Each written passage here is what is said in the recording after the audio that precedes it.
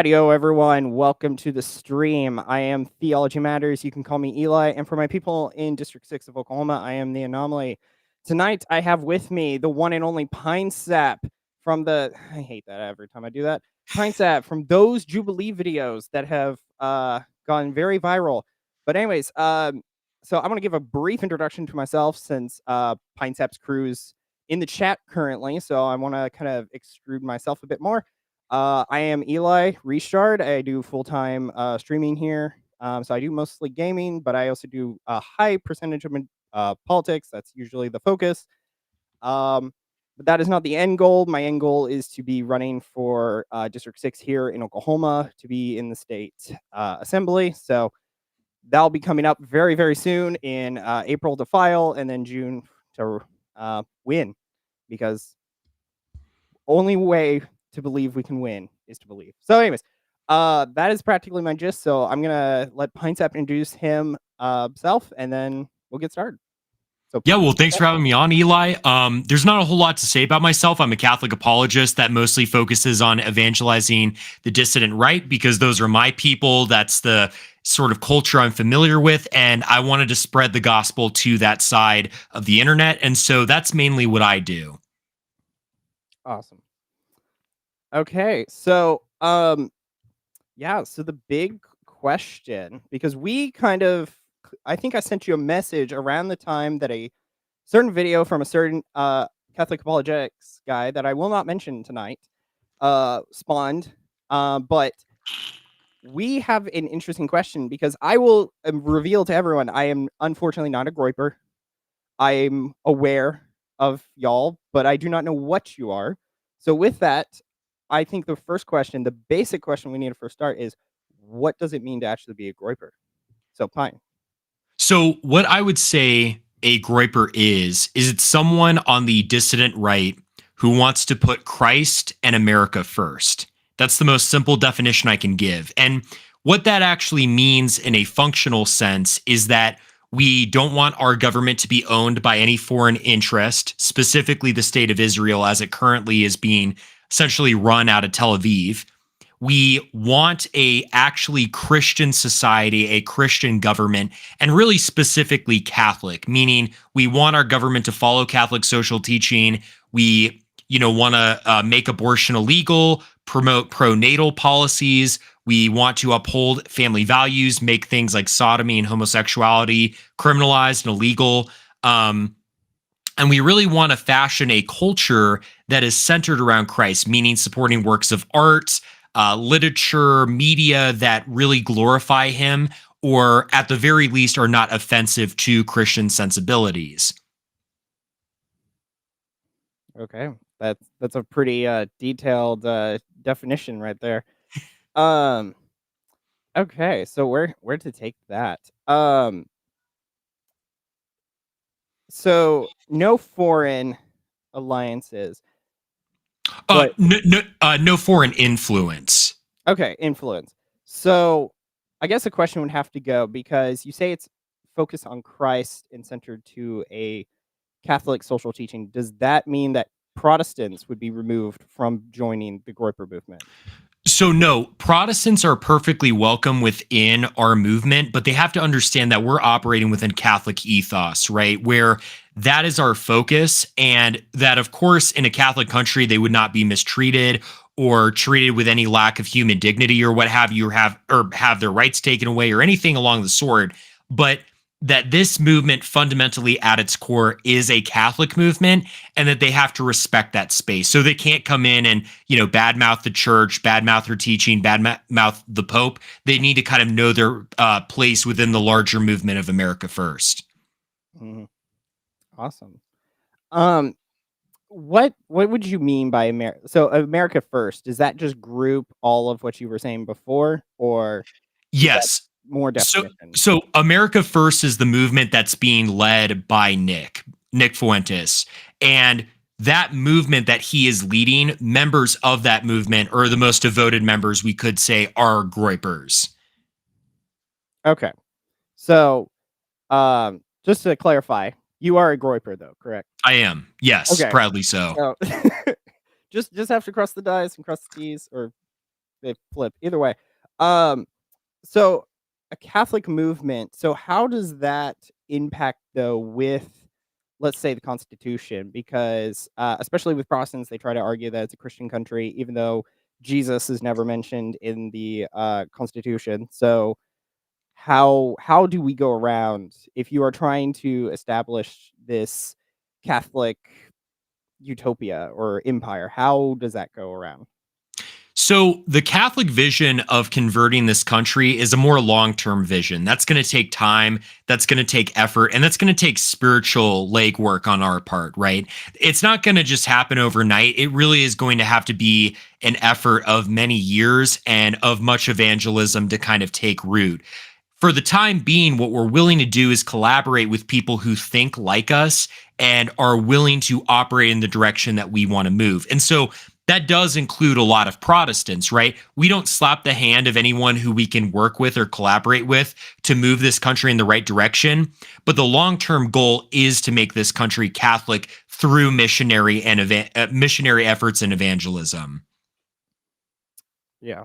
And like that, to be fair, that is the mission of the church, and not even just America, but universally. That is a Absolutely. entire the mission of the church is to save every soul on here. So um so that reminds me very much of, I don't know, have you heard of the Cristero party? It's I really obscure, so I don't think you would probably I don't think I have. yeah, so it shares a lot of what you're arguing right now. It's just it's not a America party, but it would be a universal branch. Maybe I can send it to you after. I'm blanking on stuff, but yeah, it basically is putting Christ at the head.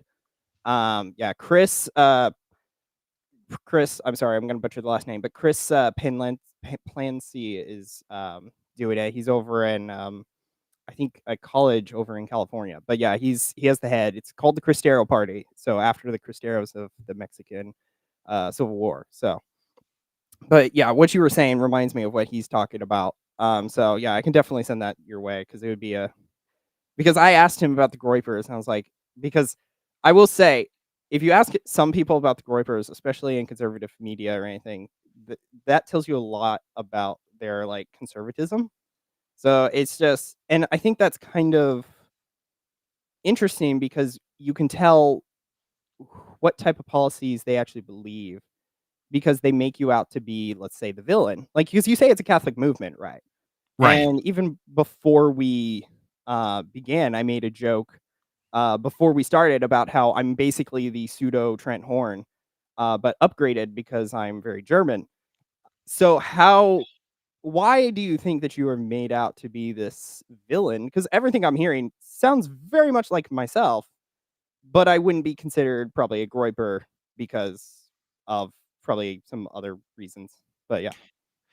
I think sadly, historically speaking, Catholic politics in America, it did kind of used to be good in the early 1900s, but the kind of Catholic establishment within America has been dominated by really sort of like neoconservative politics, right? Where maybe you have paleocons, but they've kind of been pushed to the background for being too controversial or talking about subjects such as like the Jewish question or what have you. And instead, what you have is this prevalence of sort of a George Weigel, Ronald Reagan, kind of Reaganite Catholic neoconservatism that has dominated, I think, the politics of the Catholic right for so long within America. And that's why you'll talk to a lot of Catholics and maybe on, some questions they'll agree with you or they'll kind of see where you're coming from. But when you take this more militant stance that I think Groypers have, they become very quickly squeamish and they forget that our faith does teach militancy, that Catholic men are meant to be militant, that they are meant to be bold, that they are meant to be offensive for the sake of the truth, but not just for, to be offensive for offense's sake. Mhm. And that is a virtue that I think has largely been forgotten in the American Catholic approach to politics. And I think that's largely why Catholic Inc. has such a problem with us. We are willing to talk about, for instance, the problem with let's be honest, a lot of women. Women have become very haughty. I think a lot of women have become very entitled, and they don't really reflect the Christ-like humility that women should be reflecting. The sort of Mary-like essence of what it means to be a woman, and we just tackle that problem head on. Whereas a lot of Catholics sadly have become things like simps, or they've even become kind of Judaizers, where they're unwilling to talk with the Jewish about the Jewish question, or sort of the anti-Catholic sentiment that a lot of American Jewry does carry within its bosom. Whereas we tackle both those problems head on. And so I think really the reason we're demonized so much is because I think that a lot of the American Catholic establishment is very cowardly. They might boast a big game about, oh, we want to reclaim America for Christ and Christ is king or what have you. But when the chips are down and the work is actually meant to be done, they're nowhere to be found, because they would much rather be palatable to a general audience or liked by everyone rather than doing the hard work that Christ calls us to do. Yeah.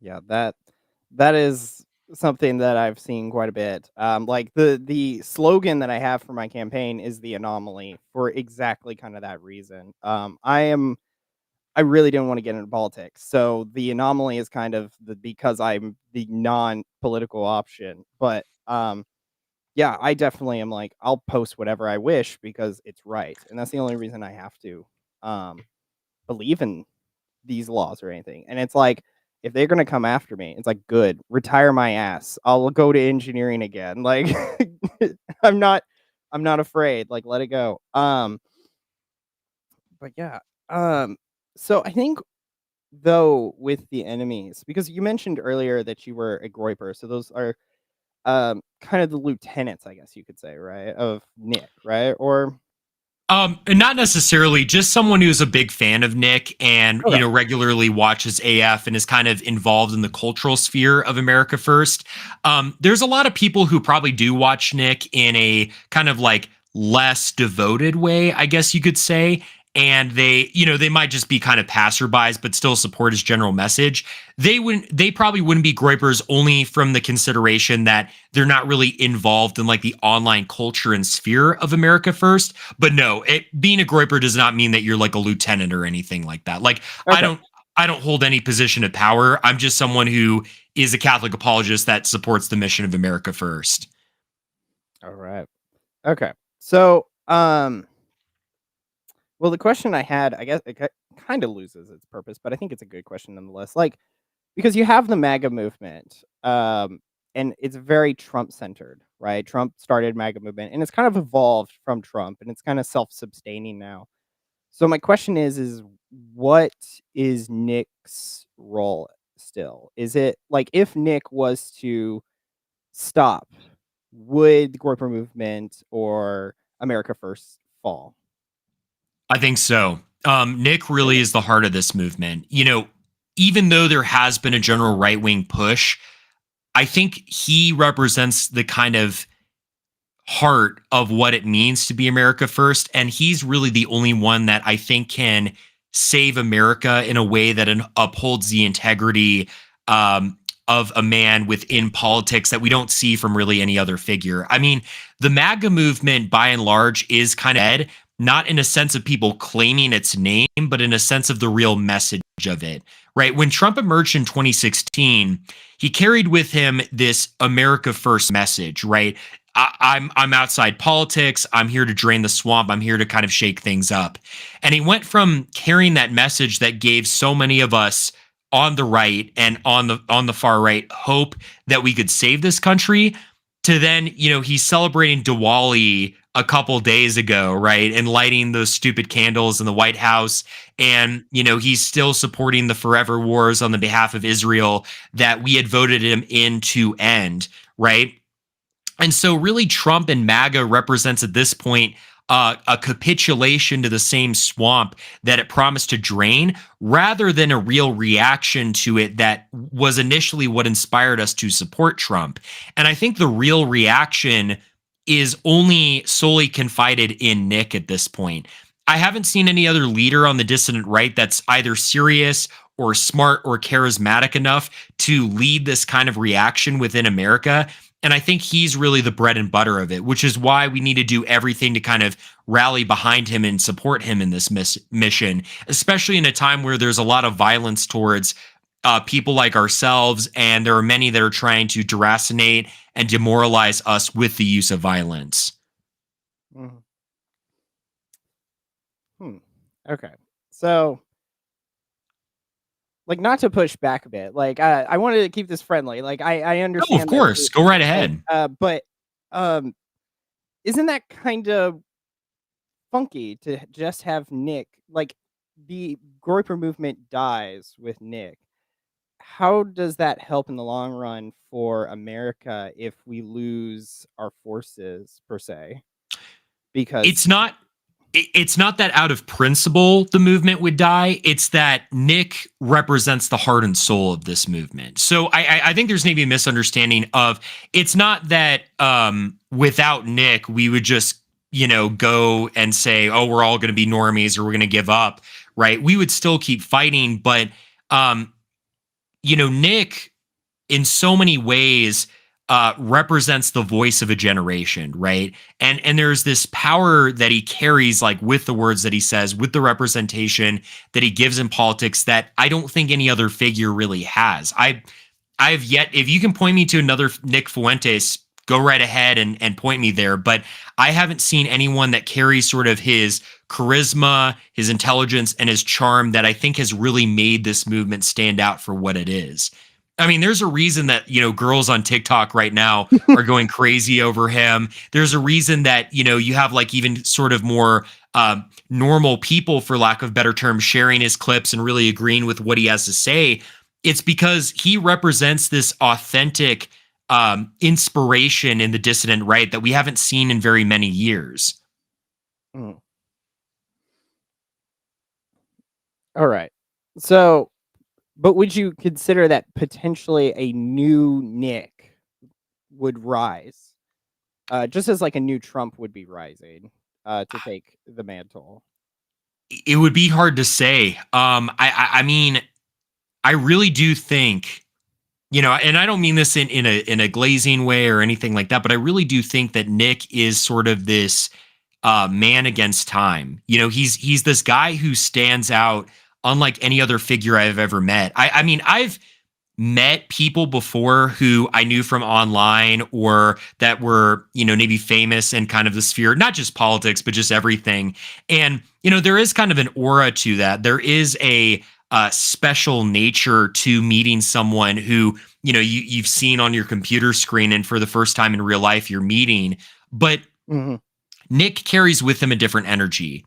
Every single time I've been around him, there is this sort of like lightning that seems to kind of emerge from his presence. And I think it's because he is a man that God put in our time to deliver the sort of results in American politics that we have yearned for and longed for so many years, right? And we've just been disappointed with time and time again by other politicians. I don't get that from him. I get this completely different sort of feeling where he's almost larger than life. And though he is a man like you or I, there's this larger force that he represents behind him that I think carries weight to his presence that I haven't encountered really with anybody else. Mm. All right. Well, let's see what is else here. I felt like there was something else to that, but I can't remember it now. Oh, that's totally fine, brother. But yeah, but so oh, that's a combination. Because I know with Nick, right? Because Nick is okay. If he is the head, right? He is the heart and soul.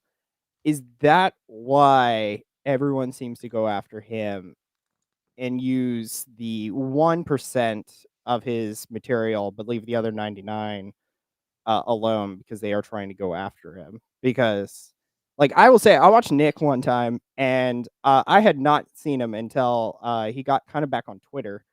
And even then, I think it was the clips, and it was ironic. I paused it one time while I was listening. I said a joke, and then he said it within the video, and I started laughing over that.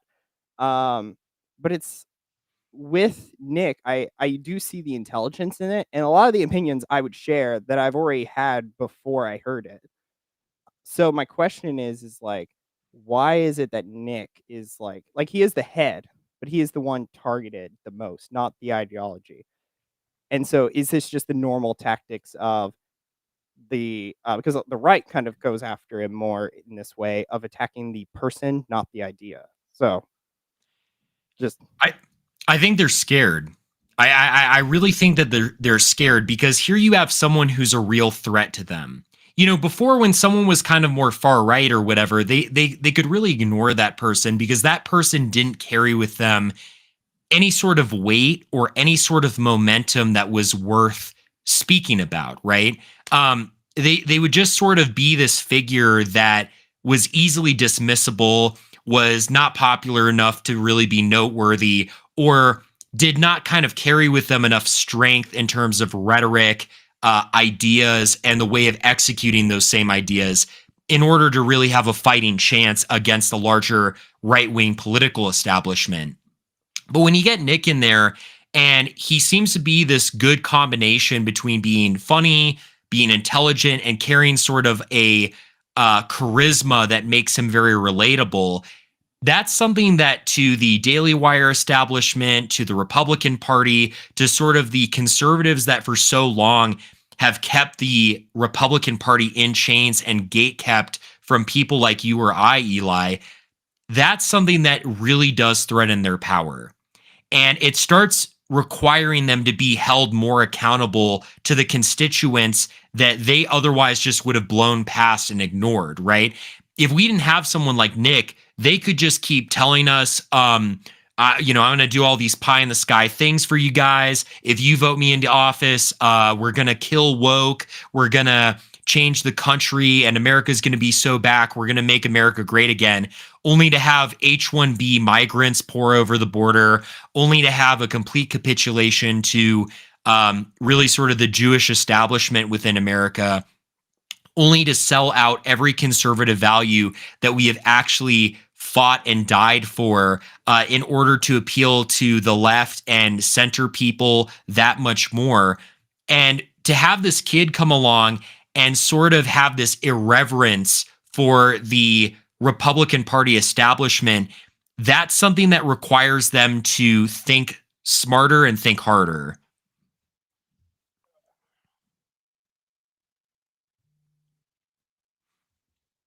can sorry, I lost you at the last second. No. Oh no, you're totally fine. Hold on. gotta shove it down from Destiny. Okay, try again. Can you hear me? Yeah. Okay. Awesome. Okay, so I lost you the last 10 seconds, but what were you talking about? Just essentially that, there has never been this kind of challenge against the Republican establishment. And I think the irreverence that Nick has brought, that so many of us carry towards the Republican establishment, where, no, I'm sorry, I'm not just going to vote for you because your name is colored red and you promise me all these ridiculous things that I know you'll never deliver on. You actually have to appeal to me. You have to appeal to what I care about. You have to appeal to my religion, to my worldview, or you're not going to get my vote. That's something that's deeply threatening to the Republican establishment because for so long, they have been used to, especially young white men, just playing fiddle to every election cycle and voting for them regardless of how badly they treat us.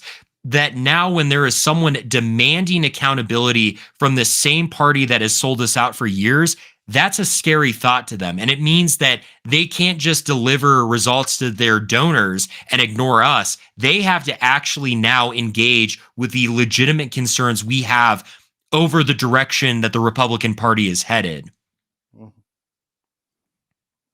The future is Zoomer by now. It is. Undoubtedly, it is. But I agree with what you're getting at though, because like I am like currently because like I'm still kind of in that prep of campaigning, right?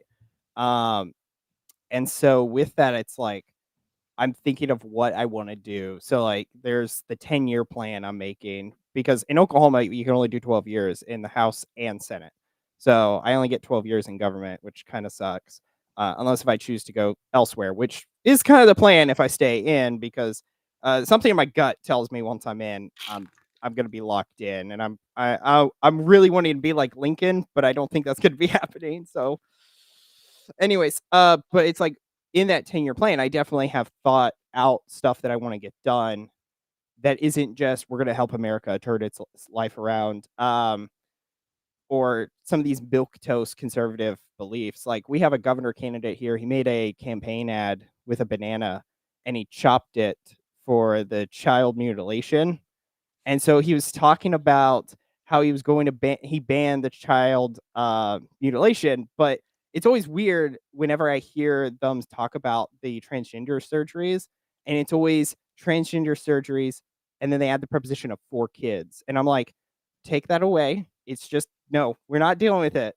But for some reason, they don't want to, just for whatever reason, unbeknownst to me, because it's the same argument with like abortion.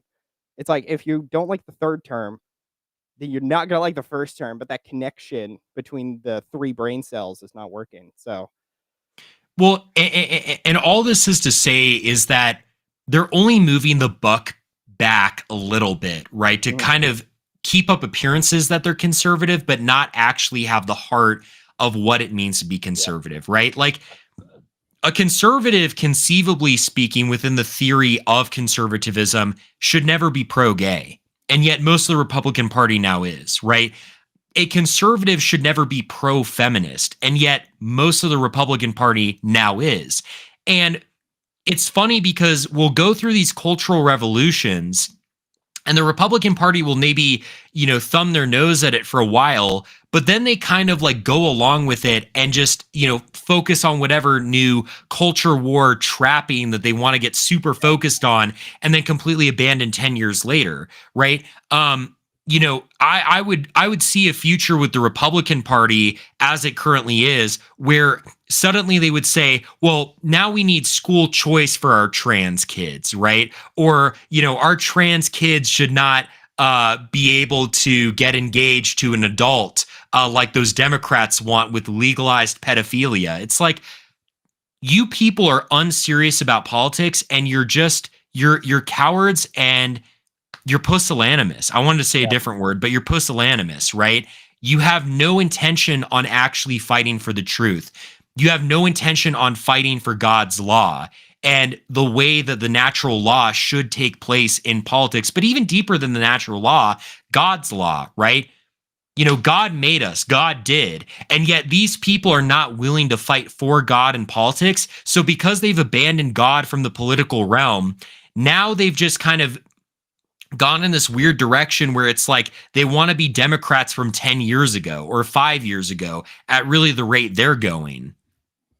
yeah, yeah. It is sad to watch that. Like, yeah, especially when you were talking about the what I wrote down, the politics of today, because it's like you listen to like the Daily Wire, right, or even like Crowder or any of the people in conservative media. It's always the same stories today.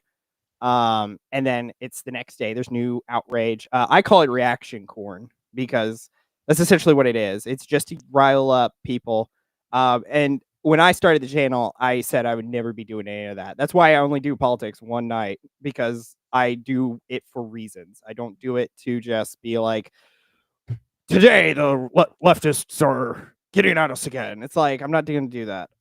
Because it's just one, it's draining, but two, it's just intelligent. It's just there's nothing new. It's just repeats. Right. But yeah, yeah, being fighting for though God, it's like, this is our home though. This is like, cuz I think you would probably agree too. America is our home just It as much is. as whatever state you're in. Like, Oklahoma's my home, America's my home, Earth is my home, at least for now. But we are stewards of this world, and God gave us that authority, especially as men. We have the authority over the land, especially in the garden.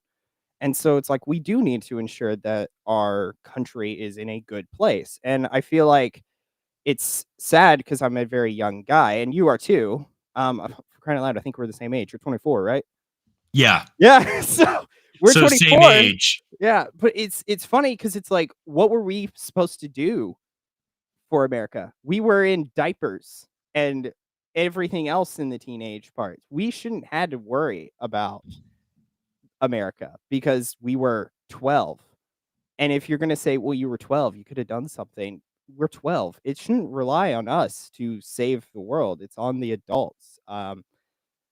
I don't know. I feel like I'm justified there in that opinion, but I don't know if people actually would believe it because I do think that there is a accountability and responsibility issue, especially sacrifice. Sacrifice is one big problem that I feel like a lot of people do not adhere to, especially in America. And part of that could be because if America truly was Protestant, they did away with the sacrifice that they would hear every week at Sunday.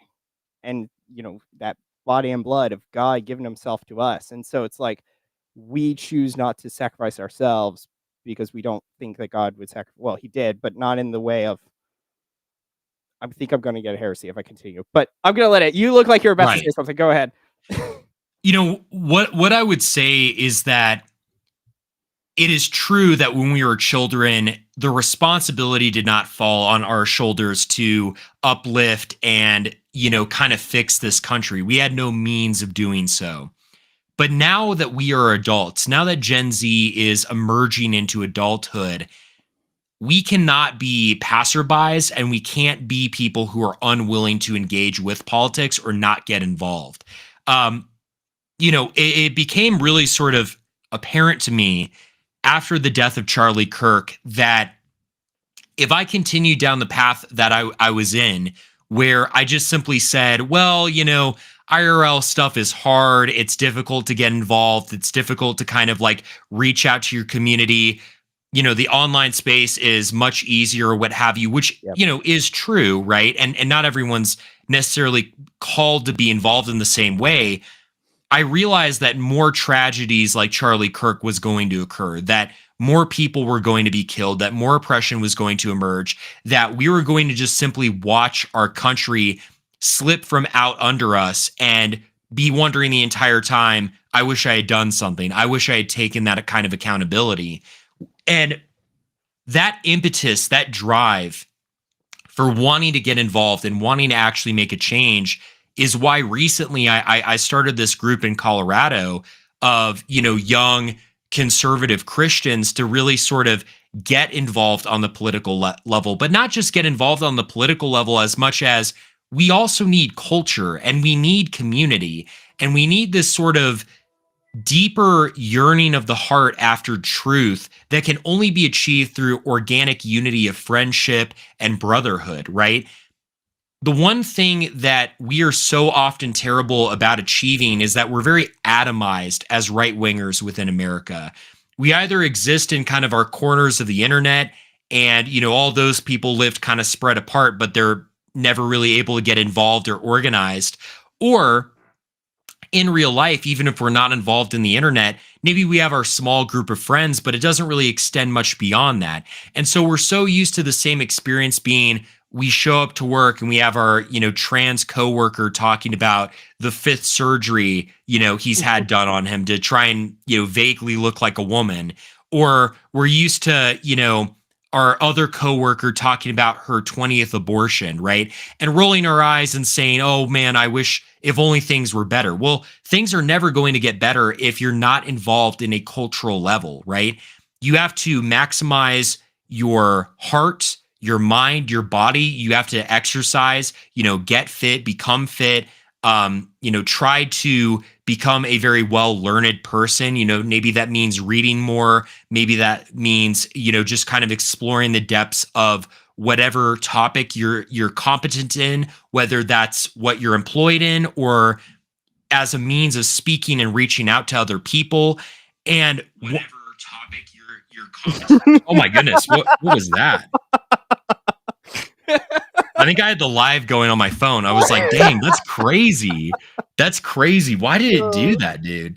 No, but anyhow, as I was saying, whatever topic you're competent in, become an expert at it, right? And then on top of that, reach out to these like-minded people. I guarantee in your parish, there's a ton of people who agree with you, especially young men, right? Like maybe boomers or Gen X are a little cooked and you might not find a lot of, kind of connections with them, but it's like every Catholic Zoomer I speak to is some kind of far right or dissident right? They're not really like just general MAGA conservatives. And so if I'm not reaching out to those people and trying to hang out with them more, get more involved in terms of friendship and brotherhood, and then also using that as a means of transforming the politics of America at large, I'm just sitting here gathering dust and I'm letting my country slip throughout under my fingers. We have to get involved so that our children don't have to suffer the same consequences in the same fight we are living through.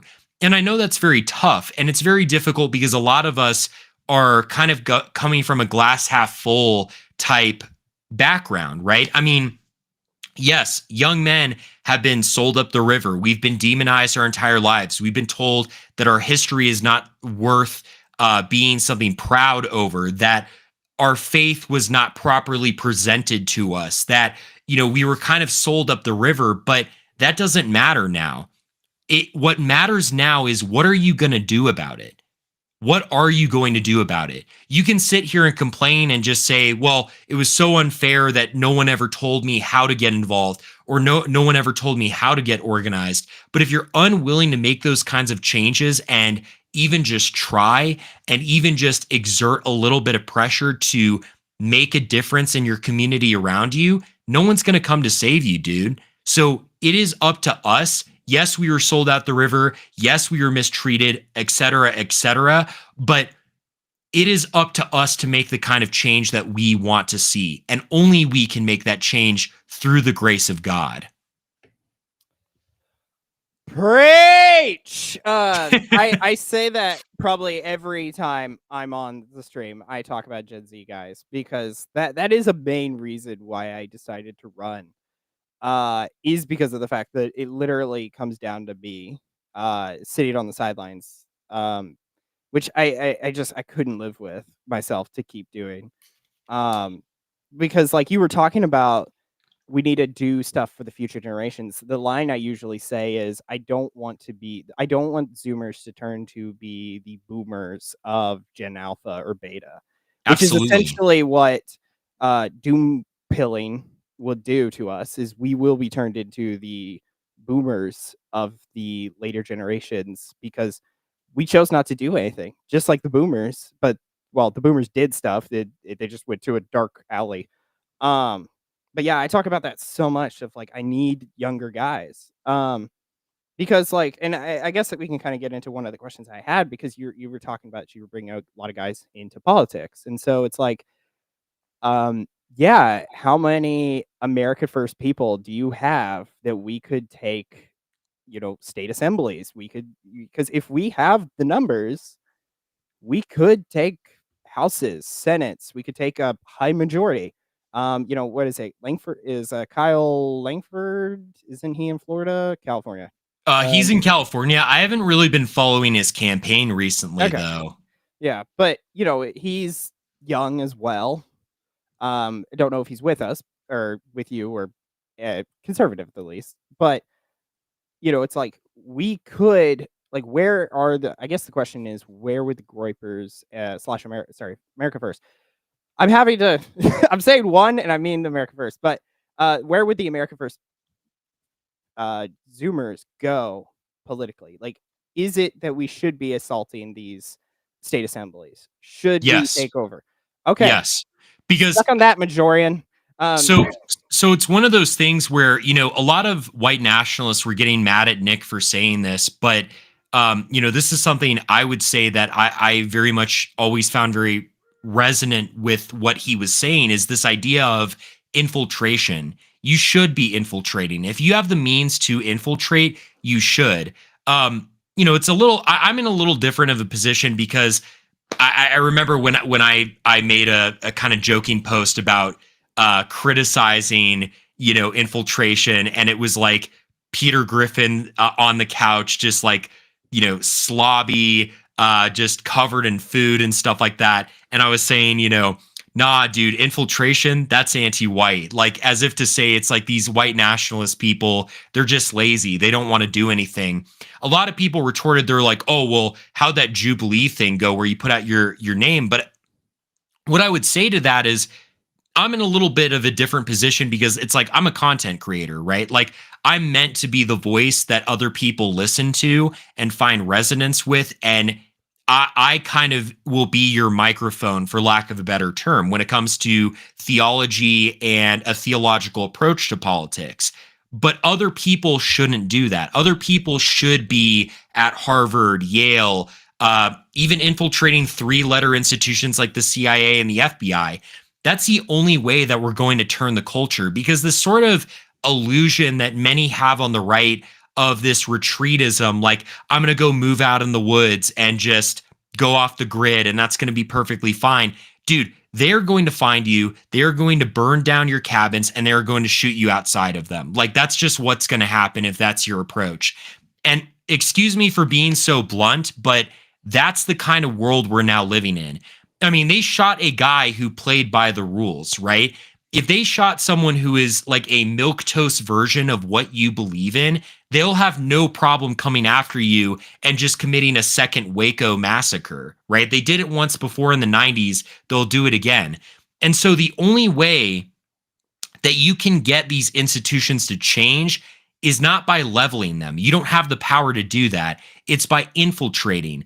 And that means getting a good education. It means playing your cards right. It means knowing when to pick and choose your battles. You don't always need to show your entire deck, but when the time is right, you will execute the proper actions like hiring our guys, getting our guys kind of infiltrated and up in politics, and promoting the people who will make a change and will further cement sort of a long-term change in America.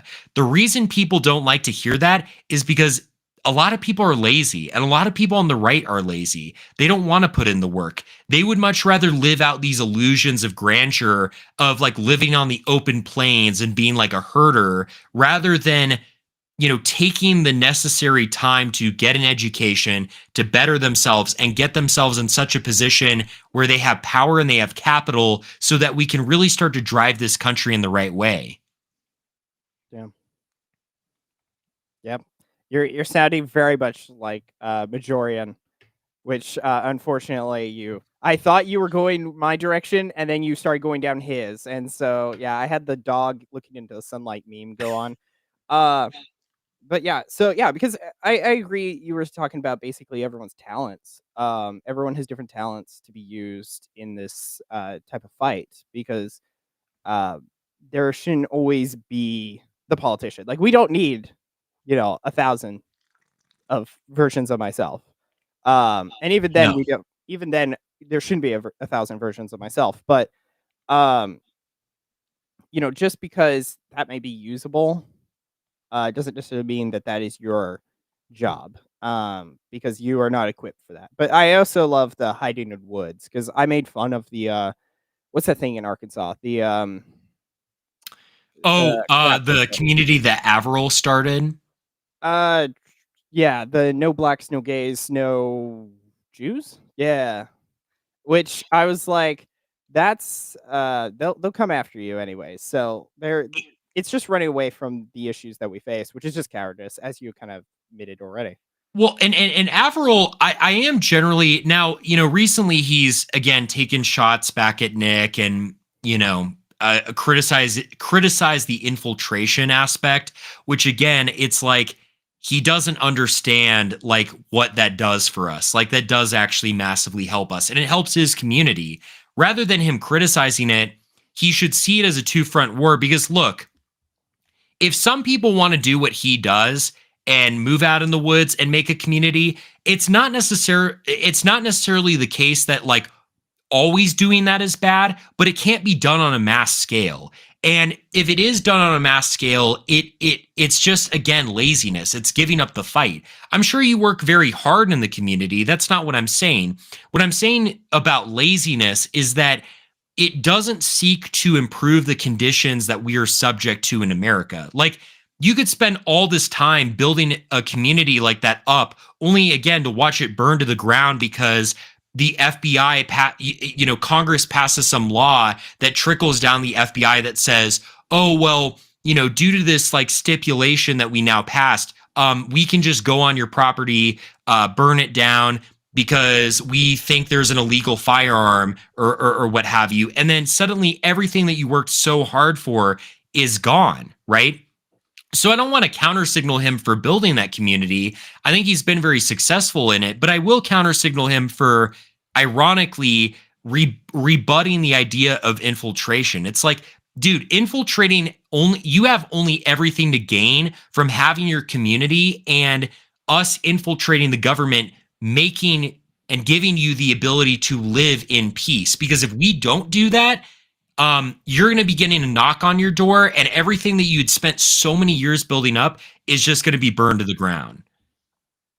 Yeah.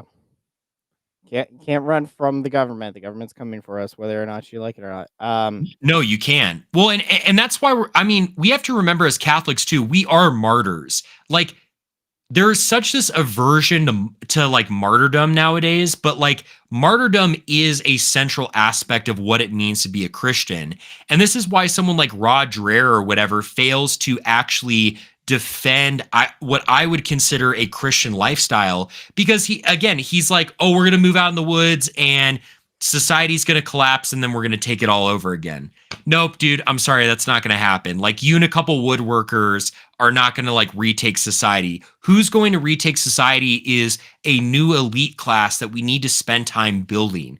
And that's going to take effort and that's going to take networking. But I can tell you, and I don't want to say too much, but it's like, I'm already trying to do that with the networking that I'm doing, right? Getting in touch with people who are like-minded or what have you. Not again like people who are far-right goons or this or that, but like normal, well-adjusted people who just love God and love our country and want to put it first, right? We have to build a new aristocratic and a new elite class if we're going to change society. It can't be the populist approach. We already tried that under Trump and look how that succeeded. It didn't, right? Yeah. Yeah. I'll go into the martyrdom after, but Trump. 2020. So let's see. Like you, we couldn't vote for Trump the first time. And I actually was going to say Cruz during that time, and so did mostly everyone else. I think actually Oklahoma voted for Cruz during that time period. So Oklahoma, that was very red, but I voted for him twice, and 2024 Trump has never gotten to the levels of 2016, 2020.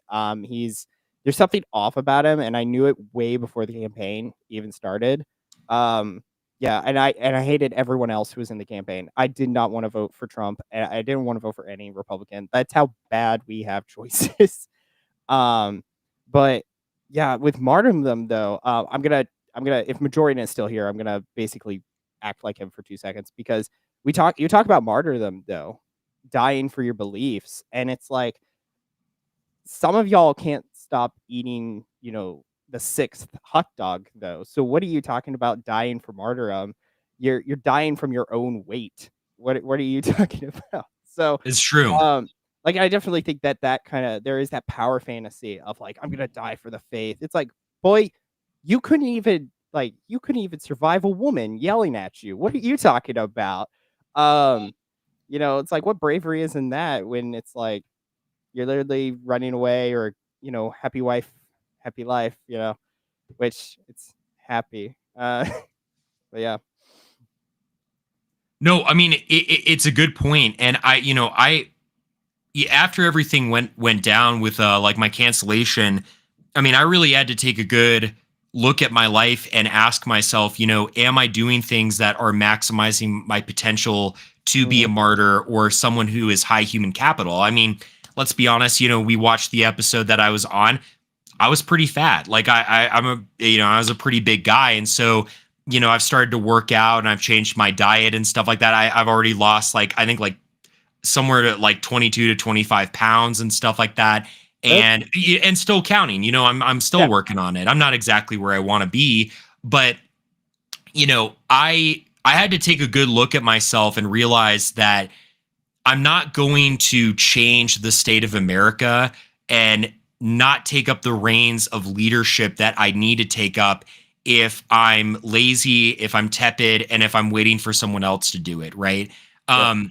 I mean, again, I keep talking about it, but this Colorado group, man, like I really did not realize how many people felt the same way that I did about needing sort of a culture for like-minded, really Christian people, right? But when I started it and I started to get the ball rolling, I mean, I've made new friends and new community as a result of it. And I really would encourage other people, of course, with stipulations of don't have anyone weird in your group, don't have any feds, don't have any people who are like, hey, let's talk about unregistered firearms or whatever, kick those people out or exclude those people. But try to get in touch with people who think and act like you, right? It really is life changing. There is something significant about meeting and talking with other people who feel the same way that you do. And it makes you feel less lonely. And it also holds you to be accountable because it's very easy to be, and I was like this for so long, sort of a keyboard warrior where you treat the online space as the only important thing, but real life is very much important, if not way more important than online. It's not that online doesn't matter, but if you don't have the sort of oomph or the passion or the prestige to back up what you're saying online, you are just a LARPer. And I think, again, after Charlie's death, I realized that I had been LARPing for so long and that now was a moment for me to realize, Connor, the buck is right in front of you. Do you step up and do you take accountability, or do you just continue to kind of watch the whole world burn down? And I didn't want to watch it burn down anymore. Yeah. It sounded very much like myself. So when are we expecting Pinesap for state governor? Oh, well, I don't think that's ever going to happen with my the news articles that are out about me now. But what I will say is I think there are people that I know that you will see in Congress and that you will see in Senate and that you will see in houses and representatives and all that kind of stuff. And that's the important thing too. It's like, even for someone like myself who is maybe in many ways blacklisted from the political establishment, there's other ways of exerting influence. I mean, look at someone like, I don't like him and I actually think he is evil, but like, look at Curtis Yarvin. Like, if you look at Curtis Yarvin, Mencius Moldbug, for those who don't know, he's the guy who has kind of influenced a lot of JD Vance. He's influenced like a lot of kind of like Peter Thiel and that whole side of politics. But when you look at him, he's not much to look at, to be honest. I'm going to be blunt, right? Like he kind of looks like a man who's trying to become a woman. He looks like a male to female tranny. But what I will say about him is that he has had a profound influence on politics through the networking that he has achieved, right? Through sort of the intellectual efforts that he's exerted on the people around him. And in that way, he has become more powerful than if he was directly involved in like a political office or Senate or what have you. If you're someone like me who is canceled and probably never has a chance of like winning a political office, that's the kind of influence that you need to exert. I would be a lot more, I think I'm a lot more valuable trying to make my friends, become Catholic and live out their Catholic faith seriously in their life and reflecting that in their politics and potentially even running for seats in local government and exerting that kind of influence than I am if I try to be a politician myself and just have some unsuccessful run because all it takes is a quick Google search of my name and then it's like, oh, well, that's the guy who said this on that show. You know what I mean? Yeah. Like I get what you're getting. I would push back on that just a wee bit and say at least try it once because you never know. Yeah, that's true. Miracles happen every day. So for crying out loud, we are in a church where miracles happen and they're some of the greatest miracles because it's on the Eucharist. So but yeah, one of the points you talked about online warriors. um, especially pro-life work. Like I think it last week? I think it was last week. I was talking about I do a statewide, and that was when I was taking a look over at the state's laws. And I did one prior about Oberfell, if Oberfell gets struck away, and 31 states would ban same-sex marriage if it was like turned into like how Roe was. Um, and then but with pro-life, only 12 states have banned abortion currently, and we're what 3 years since Roe died. We're kind of in a bad spot. I think it's like 19. It might be 31 to 19. 19 states have banned it in some variation, and we're not taking W's that we are. And I feel that's because the pro-life industry has been such a marketing campaign I agree. for the past decades, and I don't think they were ready for Roe to be passed, or they didn't want Roe to die, which is like kind of conspiratorial, but it's kind of like when Pope Francis died, that market died with him to be anti Pope Francis. So it's in the same way. It's like, what are you without your enemy? It's true. Which is the same for republicanism. It's like, what is the left without the right? So Well, and not to mention too, the pro-life industry is what we could call it. It is feminist. It's feminist at its core, and it places too much value on the desires of a woman rather than on the life of a child. Look, we're not saying that when a woman has a child out of wedlock that it's like, oh, you're going to be shackled to the oven and enjoy your new life, potato sack Sally. I understand not having that kind of rhetoric when you're trying to convince someone to not kill their child, but at the same time, there has to be a reorientation of we are fighting for the child. That is whose life is being contested right now. These women, sadly, are the ones killing the child, and they need to be held accountable for killing that child.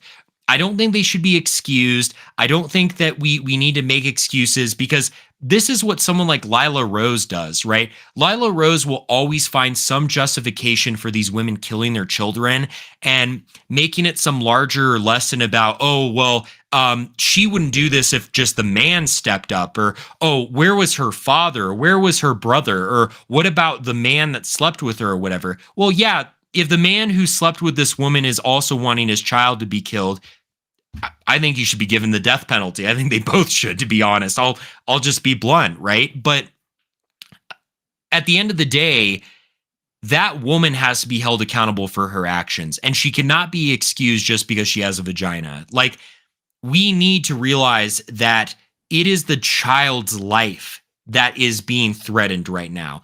That needs to be our orientation. That needs to be our fight. And I'm so tired of this rhetoric that just completely takes the child out of the picture, that treats the child as worthless and focuses all the orientation on what the desire is for the woman in terms of her career and how she wants to live her life. It's not about you. When any of us get someone pregnant, right? We take on that responsibility of this is a life that you have to account for, right? Both the man and the woman take on that responsibility. If you didn't want that responsibility, you probably shouldn't have had sex. I'm going to be honest. mhm. Yeah. Um, I'm sorry, I do not intend to keep doing this, but I would push back just a wee bit because I would say, would you attribute that stance to be a more of the abolitionist stance? The stance that I have, Yeah, because there is, at least in Oklahoma, there's an abolitionists, and they kind of are saying the same things you are, with saying that the women should be uh sent to jail because they've had the abortion. So it's a similar, but I well, I think that so let me give you two cases. If there was a woman who did want to preserve her child's life or had been coerced into having an abortion, that's very different, right? I mean, mhm, legally and morally, there's less culpability for that sin. But I'm gonna be honest, dude. You see these women on TikTok that brag about having abortions? Yeah, they should be in jail. And yeah, I will say that completely undeterred. They should be in prison. I think they should even be given the death penalty because if you think that a child's life is worth so little that you have the right to exterminate that innocent baby's life, then I don't think that you should be given the liberty of having your life itself either. Mhm. The fact is, you robbed an innocent baby, a baby, dude, the most innocent thing in the entire world of their life. And I don't think that just because a woman is a woman and, oh, well, she's really hot, so that makes it okay or whatever. No, it doesn't. I'm sorry. Death penalty, life in jail. Your life is over now because you decided to take the life of an innocent child and did so unrepentingly. Yeah. So, yeah, the reason I say that though is because you did start out with kind of how I say it. Like there is a distinction between, like what was it, that black lady that one time who was like, I killed my baby, and like she had like a plastic. It was a weird thing, but like yeah, those type of people, I get it. But then there's the like, I had it, I didn't know, but it's like that is really hard to legislate though, because if you're going to apply that law, it's probably gonna be applauded equally, and so then that's where it's how was it? And so I think for right now, especially with myself, I'd rather just concern myself at least with stopping the abortions, stopping the Mm. pills, and then we can work about punishment later. Like, Oh, 'cause well, this is a sequential thing. Like right now we yeah, just need to stop abortion, but once we do establish that premise, we do need to be yeah, looking at jail time for women that do yeah, deliberately seek out killing their yeah. child. Well, at that point, it would be illegal, so then it would be Right. you know what you're doing, which I could get more behind, but for right now, because the abolitionists are trying to do basically an all-in-one. I think is at least what they're doing. I'm half familiar of what they preach. It's very Protestant led, and there's only so much Protestantism you can take from evangelicals. No offense to the Protestants watching, but I think I'm granted a little bit of. But uh, sorry, what? Oh, I just was going to say abolitionist intent is good, but their Yeah. tactics are awful in the sense Oh yeah. that you're not going to get it all at once. That's just not the way that politics works in terms of machinery. It's like you do need you need the small victories to add up to the larger victory, Mhm. right? Any successful political movement on the face of the earth, if you look at the way in which they had victories, it was very sequential, right? It wasn't something that all happened overnight, but it was small little inching forwards, right? I mean, we can even look at our enemies, right? Like Mao Zedong in China, right? There was a time where the Communist Party in China was not popular and it was not the, largest political force in the world, but they took those small victories to then make it into what it has become today. And we should study the tactics of even our enemies or people who have just been, from a material sense, successful in politics to realize that we have to have these small victories to add up to the larger victory. Yeah. Yeah. But yeah, but I do. Yeah, I agree with that. But yeah, I think that's everything from the abortion necessarily. But, yeah, Lila Rose being paid $375,000, which is like 3 basic, which is like 6 entry-level engineering salaries, which That's is just insane. rough for That's just rough, yeah, man. for having 12 states too. It's like, you need to put some money fund my campaign because, like, that's essentially where that money should be going because that's where the power is at that point, which is also why I didn't feel like being a keyboard warrior was a good thing because it's like I can only talk so much before I need to put action. So, um, but yeah, I want to say there was something else that you were talking about. I have another question, but I thought you said something. I don't remember. Anyways, um, so I think a big question because I see the chat's scrolling through. But we can deal with that later. But there is a question because I can't really talk about Groyperism and America First without the pinnacle probably of that you are hit with. I'm kinda curious, you're nodding your head. Do you have an idea where I'm going? Is it about the Jews? Yeah. Yeah, the circumcised. Yeah, um, so my question is to be American first, what do you have to believe about, I guess, the Jews? Like, what is the basics? Like, I know there's a documentary that starts with the letter E. ends with the letter A, and it's a battle. I don't know if you're familiar with it. Oh, I don't know if it's YouTube legal. I thought I thought someone said that it was like problematic. You can't say it, so that's why I have to be a bit descriptive. oh, God. Oh, Um, yeah. I know the one you're talking about. Yeah. yeah. That one's not actually even that well done, to be completely honest. Ooh, There's a lot of right. inconsistencies and stuff like that in it. That's kind of like a pop video a lot of people watch, but there are problems with it. Yeah. No, I mean, the basic thing is, to be completely transparent, jokes aside or what have you, it's not that like when we win, we're looking to take away the normal human rights or the normal human dignity that a Jewish person has, right? Like the ability to provide for one's family, the ability to walk the streets without being hurt or anything like that. Of course not. That's not what we're promoting. But what we are promoting is, and there are controversial things like Jews shouldn't be in politics. I'm sorry, they shouldn't. Every single time a Jewish person has power over a Christian, they will support Team Jew. They will show up for other Jews. They will show up for Jewish interests. And I think a recent example that underscores this is Gavin Wax.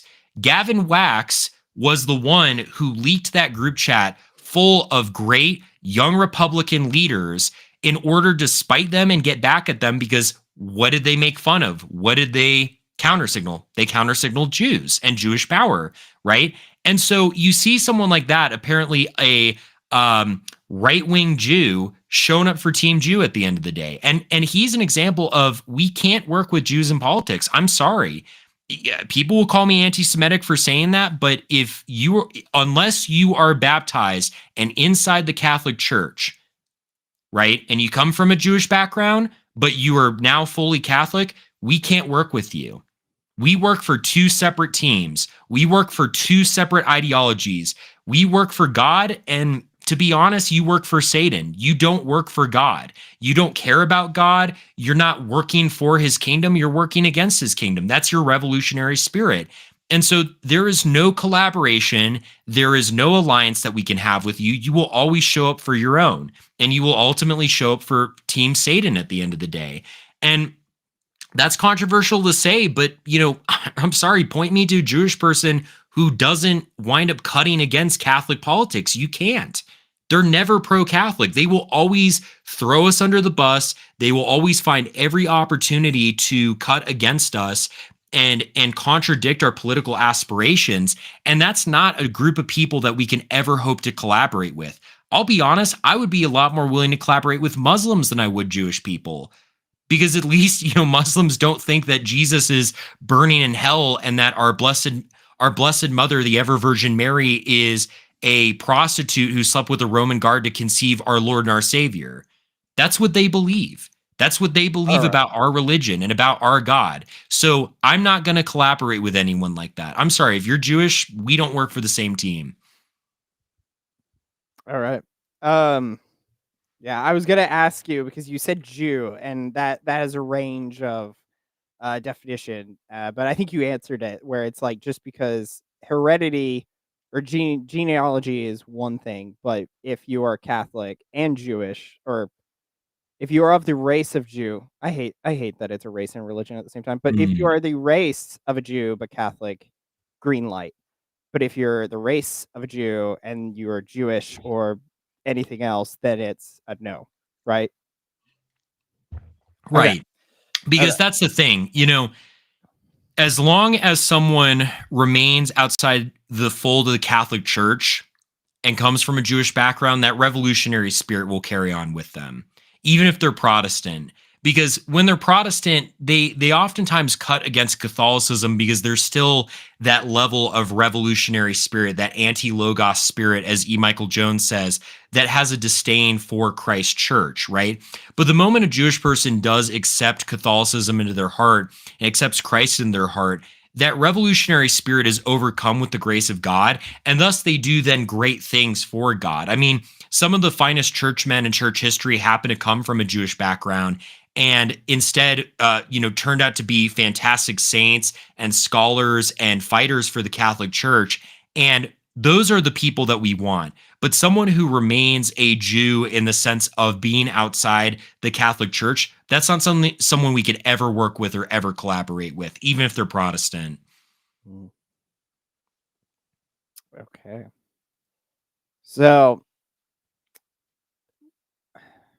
I'm trying to think of how I want to word these because I'm probably in some danger zones potentially. But I think you have a guy in your chat you need to yeah, I ban, know. this Kai, whatever his name is. He's clearly spurging and I'll leave him. I have a thing of like I'm not going to ban anyone unless it's for reasons. The only time I've done that is on Twitch for a guy who posted. I was talking about Blackburn and he was uh cougar hunting. oh yikes. Yeah, it was a night. I quit stream early because I had to deal with the chat. But yeah, what was I talking about? Oh yeah, we were talking about the Jews. So my question is, I guess, because the Jews have been kicked out of countries, would American First be concerned doing something akin to that? I wouldn't say so. I don't have any desire to deport. Now, if someone does have dual loyalty, or they say I'm going to be more loyal to Israel or those interests than American interests, then yeah, I do think they should actually be deported. But if someone is just happens to be Jewish or whatever, no, I wouldn't say so. Okay. Because again, I think what's important to understand is that we're not wanting to rob anyone of their like human dignity or their like rights as a person made in the image of God, but they just can't hold political power, because if they hold political power, that's what's going to butt up against Catholic interests in this country. Yeah. Okay. Trying to think of anything else. So to be American First, though, I may have asked this question, but let me ask it again. To be American First, does it require that belief, or is being a 1% or whatever chummy with Jews, is that a bad thing? I would say it is, because they're just going to cut against our interests, and what I mean by that is, um, if conceivably there was someone who was Jewish and wanted to support our mission and was not going to counter signal it or whatever in a conceptual sense, then that person, it's better to have a friend than an enemy, of course, but the problem is that if you ignore the Jewish question, if you pretend like it doesn't exist, or you're perfectly fine with it existing, that doesn't get to the heart of why our country has been attacked or why our faith has been attacked, which is from that group of people, right? That group of people has constituted a bulwark against Catholic interests in America. They're the ones that have been selling and peddling pornography. They're the ones that have been publishing nunsploitation films that depict some of our holiest women as lesbians and in pornographic ways. They are the same people that have made laws that cut against Catholic interests and have called us anti-Semitic when we have merely repeated the words of our Lord Jesus Christ. Those people, you can't, it's like trying to put fire and ice and light and darkness together. You can't be chummy with a group of people that, if our Lord was walking the earth as he did in the time of his ministry, would crucify him again. Yeah. Well, yeah, I can conceive what you're getting there. I believe so. So I think another point would have to be with Protestantism, because we were talking earlier about the Jews that become Protestant, because Protestantism does have an entrenched Jew issue. And by that, they believe that somehow because you are born Jewish, you can enter the kingdom of heaven without becoming Christian, which is the most Calvinist belief while not being Calvinist belief. I just like, I know it's what the Schofield Bible is filled with their like defense in that. Again, I think it really, though, it comes down to the theology, the apologetics of I the would church. agree. I think people kind of overstate the influence of the Schofield Bible. Like, I'm not really that convinced it like changed all the minds of Protestants. I think it's a deeper history than that, actually. I think it has more to do with the fact that, you know, Protestant leaders were initially very supportive of Jews, because they felt this kind of camaraderie in being anti-Catholic specifically. And so that's why you get like, not William of Orange. Who am I thinking of? You Oh, get guys right? like, who is the dude who ravaged Ireland and he was like the Puritan guy, the leader? Oliver Cromwell.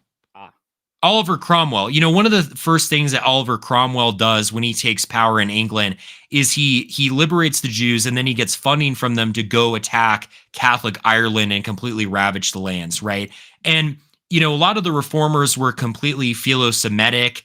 They the Jewish population in Europe welcomed the Reformation because they saw it as like kind of a punishment against the Catholic Church and a rebuttal against the Catholic Church as a way to destabilize Catholic power.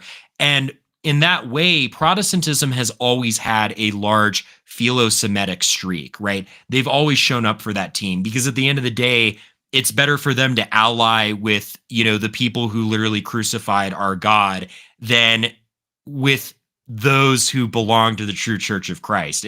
hmm, It's just the way their history goes, sadly. yeah.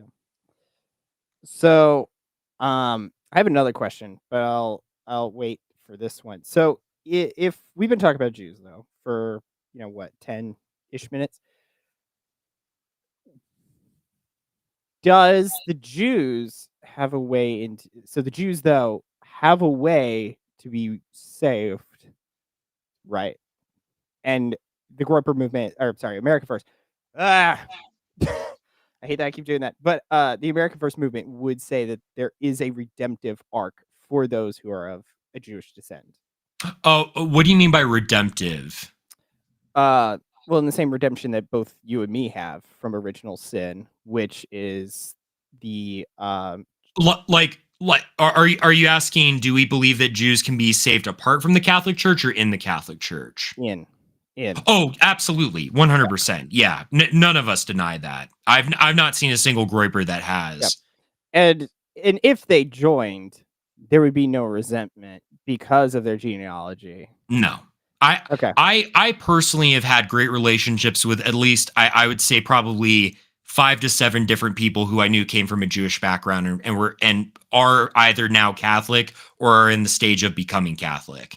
Like it really, because it's not a racial problem, it's a theological problem. And that's Mhm. what people don't understand. Like there's no inherent quality to being born ethnically Jewish that makes you bad or evil or wrong, because that would then be saying that God created an entire section of the human population to be like born evil or wrong or what have you. None of that's true. Not a single group of people on the face of the earth are created to be evil or do wrong things. The Jewish problem stems from a theological problem, which is that as long as a Jewish person remains separated from the Catholic Church due to the influence of, and as E. Michael Jones says, the tyranny of the rabbi and the tyranny of the Talmud, as long as they are under that influence, they're going to cut against the social kingship of Christ. But as soon as they become Catholic and they accept Christ into their heart, that is completely washed away. And they then become some of the greatest advocates for Christ and one of his greatest defenders. Mm. Well, awesome.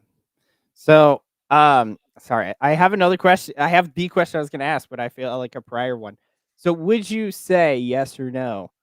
Do you love Jews, or would Yeah. America First love Jews? Okay, and by But that, but love in the real sense, which is I don't love their Judaism, but I do love them as people made in the dignity and image of God, 100%, yeah, with no caveat, no apostrophe, no sort of sub note to that. yeah, because love is wishing the betterment of the other, and the betterment of Absolutely. their soul is to be with the chosen. Then yeah, I absolutely love Jews. Yeah. Absolutely. So then I guess the question is, to use Kai's. Thank you, Kai, for the great question. Um, why is America First supposedly filled with Nazis? But I feel like we've already answered some of this question, haven't we? It's just a ridiculous slur. I mean, because anyone who criticizes Jews or Jewish power is instantly called a Nazi, as if I somehow will to hate them or hurt them or what have you, when it's like I will for them to become Catholic and to be saved. Again, as I stated earlier, like, when we win, I don't say if, we are going to win, but when we win and America is put first and Christ is on the throne of America, a Jewish person does not have to worry about their rights being taken away or mistreated for merely being born ethnically Jewish, right? That's not our goal. Our goal ultimately is wanting the conversion of the Jews and the conversion of the Jewish people. But it is clear that Jewish people can't hold political positions of power over Christians, because anyone who is not Catholic is going to constantly harass and oppress anyone under their care who is, and specifically Jews, because Judaism is an anti-Christian religion. It's baked into the cake. It's something that they are taught from a young age, even when they live in a secular context, because that culture surrounding their entire identity has always been steeped in the religion of the Talmud, even when they're secular. And what the Talmud says is that the Nazarenes, right, Christians, are idol worshippers, and that we're actually like worse than Muslims, because at least Muslims confess in their mind some kind of monotheism, right? Because of that, they are willing to oppress us. They are willing to harass us. They are willing to subvert us. They are willing to do anything they can to overthrow the social kingship of Christ. And we just have to acknowledge that. Interesting. All right. So I do have kind of one question, I guess, or more of a statement, but because we do talk about like kind of relation to this question, because there are other people that believe that may not be America first, but definitely believe in that there is something funky with Israel, that the Jews have done everything, that they're the secret coalition that has, destroyed everything imaginable. Um, but yet they kind of have this kind of like, are you familiar with this? When I say snake room in the Catholic Church, do you know what I'm referring to? I don't think. Oh, are you talking about the St. Paul VI meeting hall? Yeah, the one where if you take the panoramic, it Yeah, has yeah. the It looks like a So snake. Yeah. yeah, so like there's a lot of uh so-called anti-Semites who do apologetics, or not necessarily apologetics, but the if in the let me reverse. Let me restart. The snake rooms for Protestant apologetics use the snake room is a similar to, like, let's say Candace Owens or some of the others who try to make it seem like, oh, the Jews did this, the Jews did this.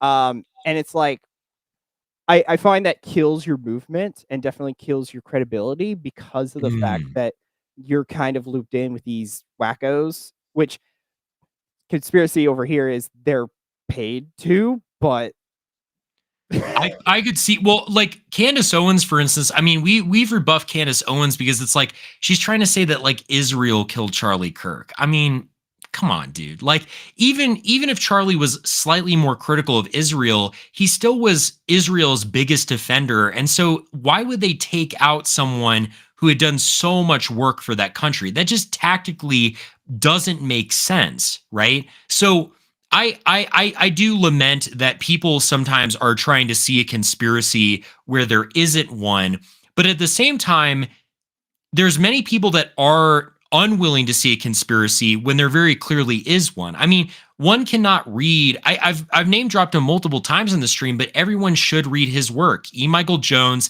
Jewish Revolutionary Spirit, and it's like in that book, he doesn't talk about like crazy zany things like oh, Charlie Kirk was killed by Israel, or like Jews sank the Titanic or something like that, something ridiculous like that.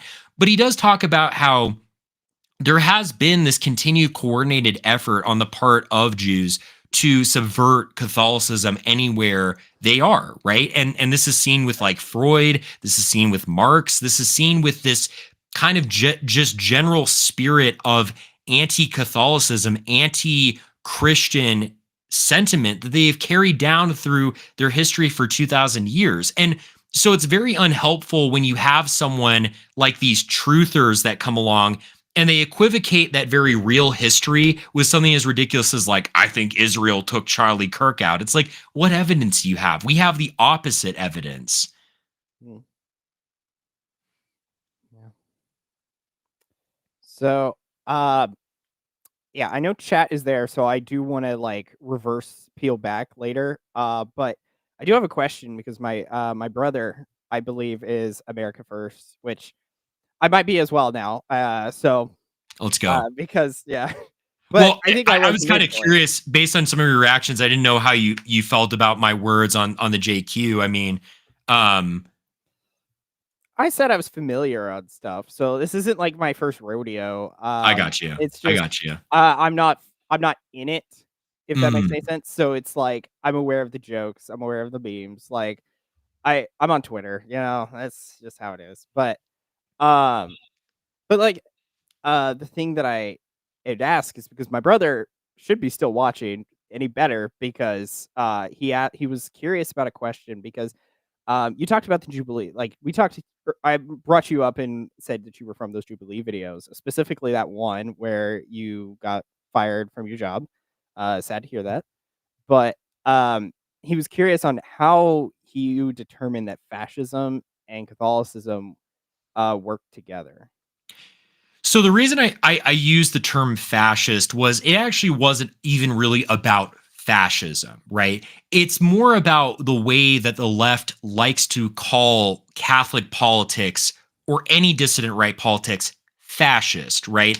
I wasn't going on the show to seriously say, oh, we should have a black shirt party just like Mussolini. I mean, that's not even like workably Mm, realistic. You know what I mean? Like that's ridiculous, right?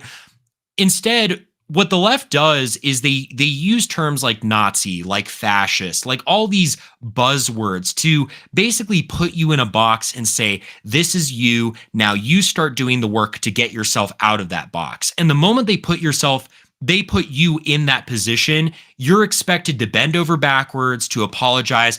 I'm sorry for this and I'm sorry for that.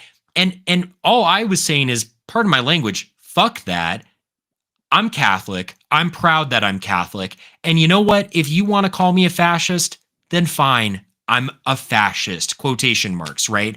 But I'm someone who loves and cares about my Catholic faith. And I don't care about what anyone else calls me because I don't think that men should pretend to be women or that gay is okay or that women should have abortions, right?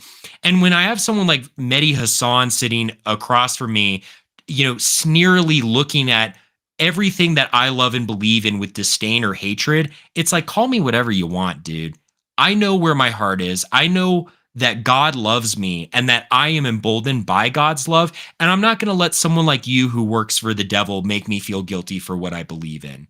So that all that is to say is that I wasn't going up there to seriously promote specifically, read Giovanni Gentile's The Doctrine of Fascism or what have you. It wasn't about that.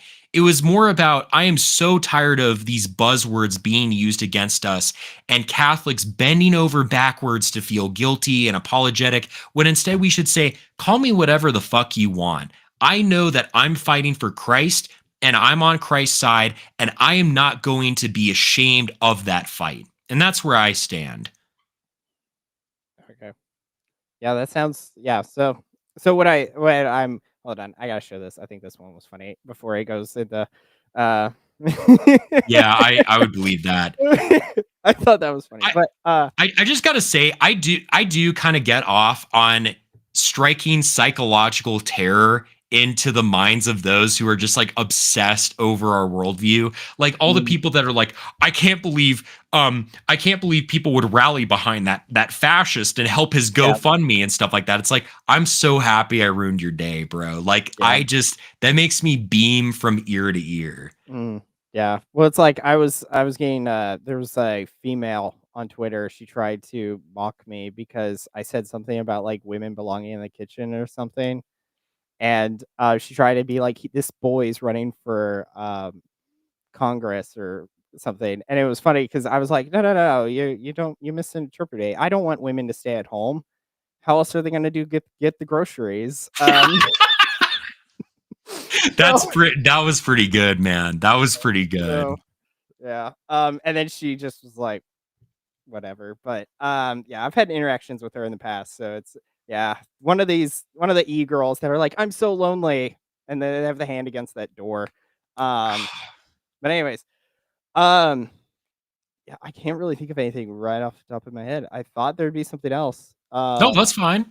But like I would say go through chat real quickly because I'm seeing a bunch of because I saw it scroll by, but I was going to like wait until the end because we were flowing. I can't think of anything. Maybe if we go through chat, there'll be things pop open. But I know we could talk about because I know you're a convert as well. You're what, 4? No, you working into your 5th year now? I'm 4 years in, Yeah. so next year it'll be 5. Yeah.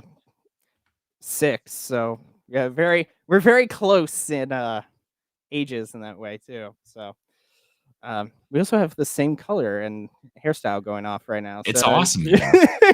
We're at Zoomers. converts out here styling. What can I say? Yeah. Okay, let me look through this chat while I'm doing if there's anything that you feel like I have missed, because I know I said I started with kind of this like I'm doing the job that Catholic Inc. won't. What is there something I have potentially missed while I'm going through chat that you feel like I haven't hit that I should No. hit? I mean, I would say, I don't want to put you in a compromising position when I ask this, but I'm not sure. Maybe I was misinterpreting. Maybe I perceived that maybe you were uncomfortable at some of my answers or what have you. But how did you perceive the interview or what have you? Oh yeah, okay. So this question, all right. This is where being a stoic is gonna fail me. I think like we engaged on Twitter one time, and I told you like I rather an army of Groypers instead of boomers. Because I can trust that you ain't gonna stab me in the back or try to piety No. signal with me. Because I said in my boomer mentality stream, I talked that a lot of boomers try to get away with saying like, "Well, I'm just caring about your soul," which is a censorship tactic. Because you'll say something about women or anything else. And yeah, I've got Oh gosh. yeah, I could tell you stories of like I went to college and I had a war with my MLSC director because I was very open about my faith and politics. And I started wearing my own gear, which um, it got spicier the longer I had it. Because like I got Pope Francis's word of the day, and it's the F word that he said for the gay F word, and Oh so yeah. I walk around wearing that. No one knows what the hell it means except for Catholics, and that's why I love it. Because it's like only in Italy will people be like, but That actually, if you did a pilgrimage to Rome and had a picture of Pope Francis like on your shirt or whatever, maybe it's like one of the like dark ones where it's very like aura filled and it just said that word, that would go so hard, man. That'd be mhm, awesome. yeah. But yeah, because I got in flack. I had a shirt that said "Make women submissive again," and yeah, but the priest had to talk to me, and I was like, I don't know. It was funny though because we were talking, and my brother mentioned this because I gave him an after action report. And I was like, "Oh, yes, I'm so scary. I'm just watching Steven Crowder on my laptop. Ooh, I'm so scary." And my brother was like, "You kinda sound like Nick with that." So I'm like, I don't know how, but I have a lot of mannerisms of Nick without engaging with him ever. So it's weird that Zoomers all share it's the tisms. We all have the tism. It's Uh, true. but yeah, so yes, there are prayer cards with the Yu-Gi-Oh! It's the, uh holiness is surrounded by theoretically paganism. It's fine. But that's how it keeps it good. Um, let's see. So I know Chip. Do Groypers respect Catholics of other ethnicities? I think we covered that.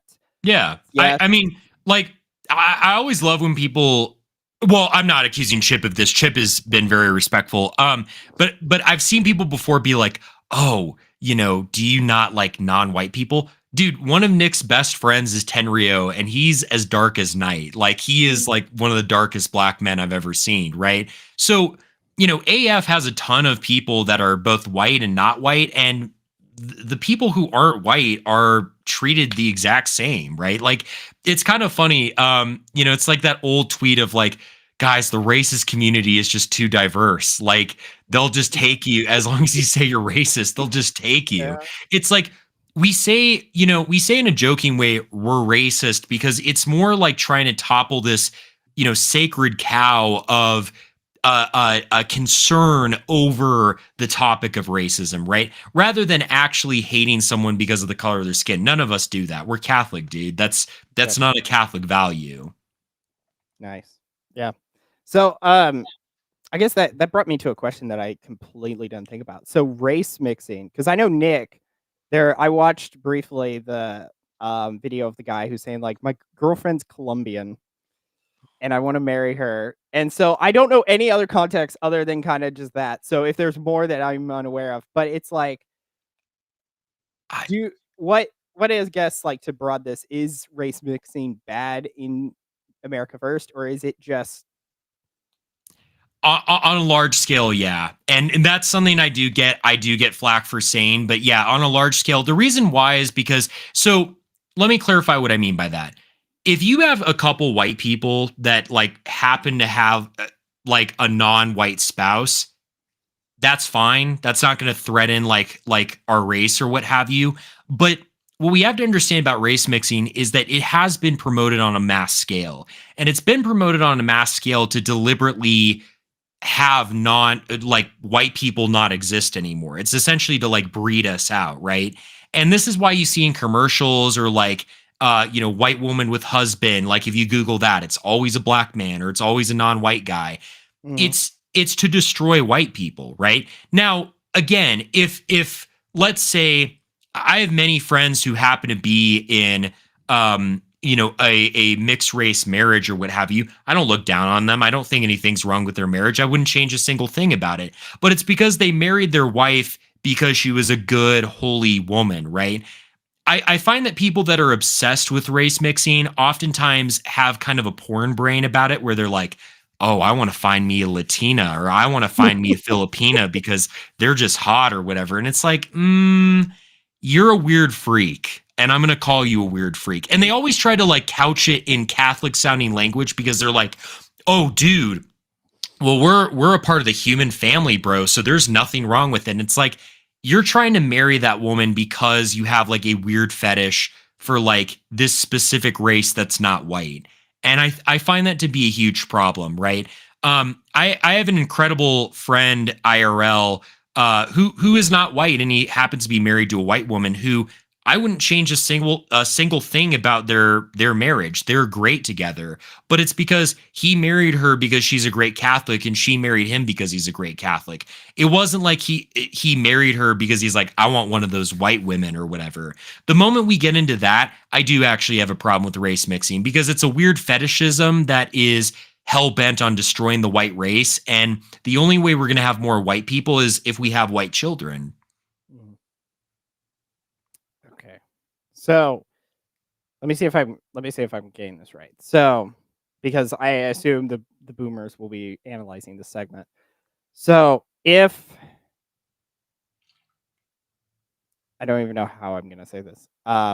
I hate this thing about live streaming where it's like you have to keep talking because of the fact, and it's like you can't think. But uh, okay, so race mixing for the fetish, which is weird because then you create a sexual object of the other, which Right. uh let's be fair, is probably a more guy issue than woman. I don't think women say I want a tall piece of white chocolate. Not comparatively to guys, women more be like, I want someone tall. So, which thankfully, I was blessed with 5'11". Let's go. Yeah.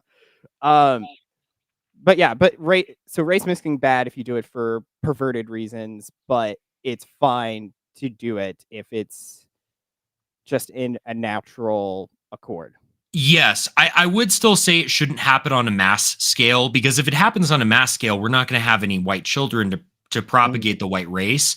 But if it happens in minor examples and those examples arise out of an organic love between the spouses that is centered on Christ, then in those specific cases, there's nothing wrong with it. All right. Yeah. Okay. I think that's somewhat yeah, I think that's acceptable. Like, because there is that marketing. Because I think I was watching a Paul Joseph Watson video about the marketing, and it's a white woman and a black man like 8 times over or something. And yeah, 13% of the population here in America with I don't even know what white girl is. But yeah. Well, and then 1% of the population making that marketing too. Um, we're throwing out the math. The engineers Yeah. are getting very happy. Okay, so that one's covered. Good. I think this is a subset. I think this is good. Majorian, hi, welcome in. Hopefully you're still here. Probably not, because he probably went to bed. Because he wakes up in the morning. America. I wonder about this one. I don't know how to word this question though. No, wait, we did it. Never mind. We're good. We talked about that. We talked about how America for Americans. We've kind of discussed that with like getting. Well, I guess we didn't. Is American First focused on how do I say this? Homebound growth rather than GDP growth by influxing our population numbers? Oh yes, we don't want immigration anymore. Immigration's got to end. Cold turkey. I mean, both legal and illegal. Like, there's too many people here, and there's a lot of people who came here that really shouldn't be here. Either coming through like Ronald Reagan he granted amnesty to like 5 million illegal people. Like, that's absolutely asinine and ridiculous, right? Like, those people got to go. I really think a ton of people after the Hart Celler Act, a lot of those populations really don't belong in this country because they don't even see themselves as American. It's like they see themselves as wherever they came from. And this land is nothing more than like an economic opportunity for them.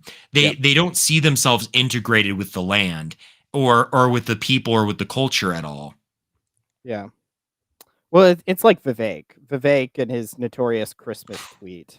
Oh Which, my goodness. yeah, which was probably the funniest tweet. I started laughing because like I was the nerd, and even I was going, bruh. So, because I'm like, what are you saying? You're basically like, yeah, some of the jocks are intelligent, and then some of them are just jocks. But like, to just say that America is dumb because they go to recess is just an insane statement to make. Because like I was a smart kid in high school and all. I had all A's and whatnot. I probably could have, if I applied myself more, could have went to Harvard and all, but I didn't. I didn't want to be Frasier was a big part of my life, and I didn't want to be a Frasier where like, well, I went to Harvard. It's like, I'm gonna kick your ass, step bro. Um, but it's like intelligence doesn't matter if you don't have the personality and just life. It's Um, true. which is a pivotal point, I think, of like the work balance is that you can't just be so focused in your work. You also have to live your life as a human. And so I think that's something Vivek is missing in a lot of third world countries as well, because they do prioritize, especially in India, they prioritize like a work ethic that's very rigorous. Same thing with Asians, but yeah, but I wanted to kind of more get into you can expand on that if you want, but with Vivek, because I was talking with some people the other time because he's running for Ohio's governor, right? And he has won the Republican Party's endorsement, not nomination, because the primary is still to happen, which is so horrendous that the party has just said, this black lady who's still in, yeah, no shot at you. We're gonna endorse. But it's like, I know Nick was talking about Vivek, but it's like, and I guess it kind of goes back to what we were talking prior. It's like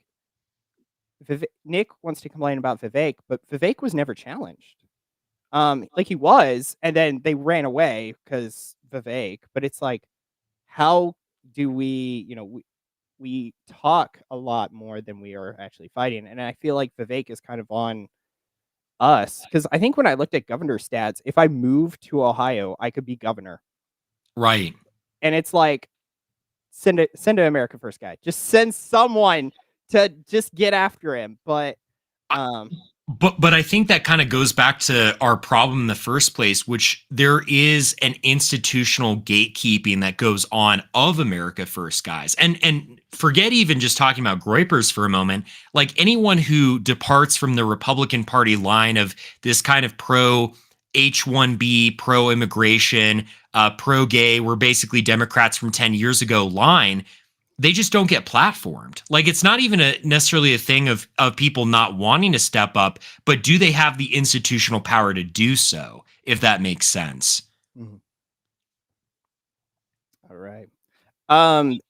So I'll go through chat again, but how crunched are you on time? Just for my 11, we're 11, 10. I don't know. I never asked what time zone you're probably. Do you want to just go maybe like 10 more minutes or like 15? Okay. Yeah, I can do. Yeah, we can go to 2 hours. I just wanted to know how quickly I need to zip through this. So, Oh no, I got you. Yeah, no. MAGA pro-Jewish. Yep, kind of. Majorian is not brown. He's Maltese, people, so he is white. He corrected me. I joked at him, and then he corrected me. Catholicism is needed. Okay, we are just going straight through this. Moderate culture breeds the vice of sloth. Yes. Nope. Skip that. Nope. Oh no. These are dying on me too. Oh no. Jake Shields might run for Congress. Nope.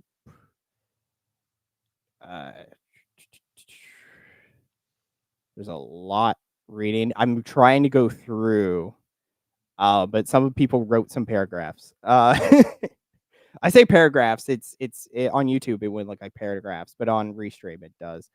I think Chat Noir. He kind of got to answer this, and I don't think he's here. But I feel like this, especially with myself, I want to kind of briefly mention. So he's about to be baptized in the Eastern Orthodox, but he feels like he's coping because of the Vatican. And I would say I entered the church. I fully admit this. I entered the church because I thought it'd be based. And it took a year or more before it finally like set in. But I think that is a lot of Orthodox conversions, is that Orthodoxy be based just as Catholicism is, but Catholicism is the truth. I'll let you continue on that so I can go through chat. But no, that's a great thing to bring up. I mean, we were talking about this today in a Twitter space, but it's like there is a level of like there is a level of what I would say is kind of like almost how a child, and I'm not saying child to be insulting here, but how, let's use the term son, a son being hurt by his father, right? Present in sort of Eastern Orthodox conversions, contrary to becoming Catholic, right? Where there's this perception of, well, everything in the life of the church should be going this way. It's not going this way, so therefore I shouldn't be Catholic. That's a bad reason to not become Catholic, right? There are times in church history where everything's going great and there is holiness abounding amongst the laity, and we have the best bishops, we have the best priests. And there are times in church history where it's hard to find a holy bishop. It's hard to find a holy priest.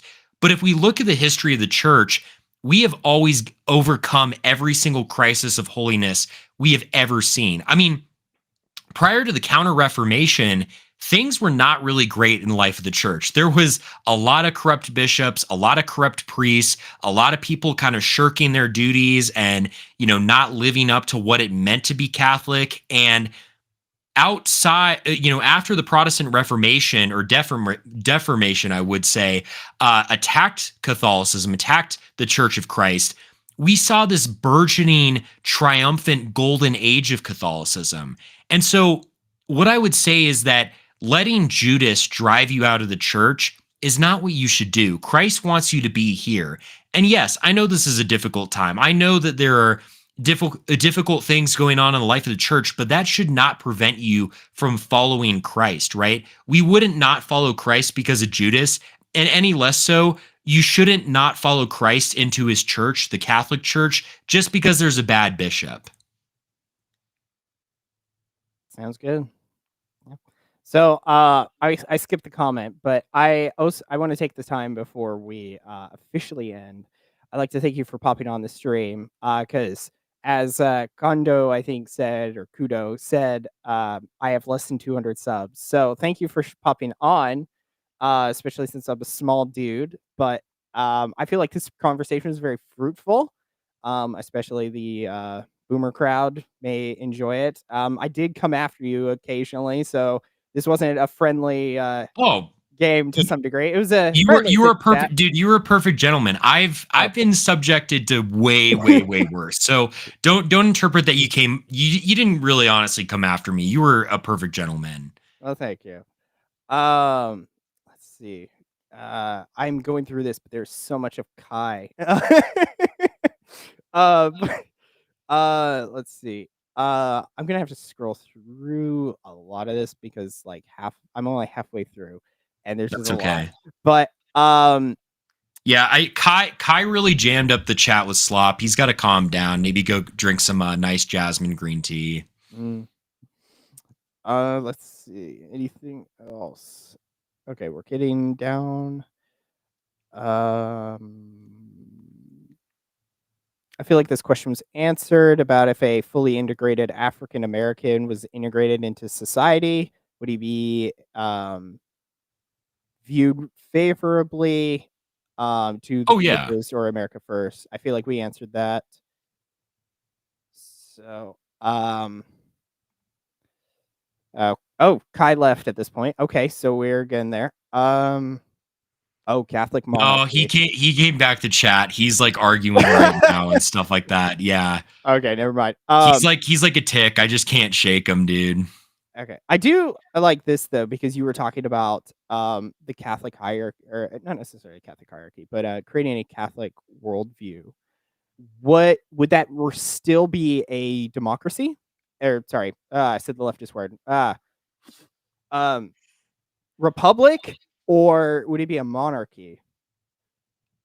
So the problem is in America, like, and this is kind of the problem when people do bring up monarchy. Monarchy is not really like workable in any like conceivable way in America, right? Because we just don't have that history there. I mean, yeah, if you go back to like King George or whatever, I guess we were under a monarchy, but you know, it kind of comes off as very out of touch with the way that politics are and kind of the history of this country and just generally like what's the most reasonable or realistic.